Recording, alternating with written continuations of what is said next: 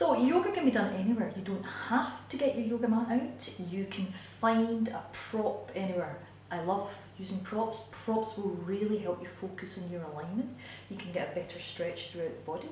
So I'm going to show you how I would stretch first thing in the morning, waiting for the kettle to boil. So half Uttanasana, you're just going to place the heel of the hand on the edge of your countertop. Now the countertops are brilliant because countertops are roughly about the height of my hips, and I'm not particularly tall.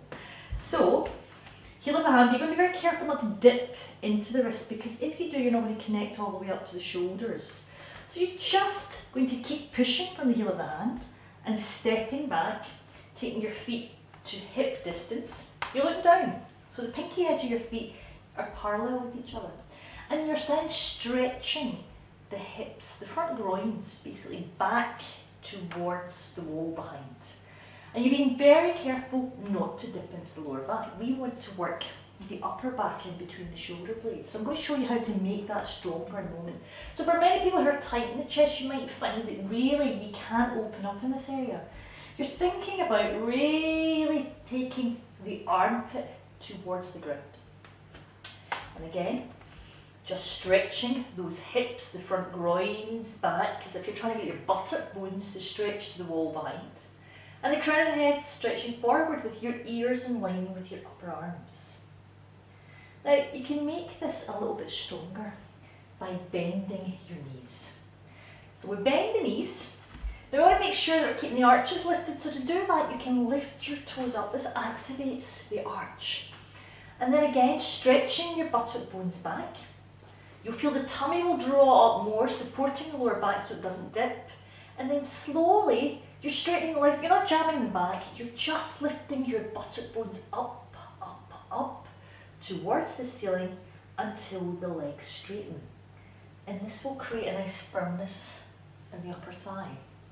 Now we can make this a little bit stronger again, getting deeper into the shoulders by just coming closer and placing our elbows onto the countertop. So take the hands just into Namaste prayer position, walking the feet back, again, hip distance, pinky edges of the feet parallel with each other. Now what often happens here is we start to roll into the inner elbow. You want to be very firm in the outer elbow too, so that we're opening up and getting this rotation in your upper arms.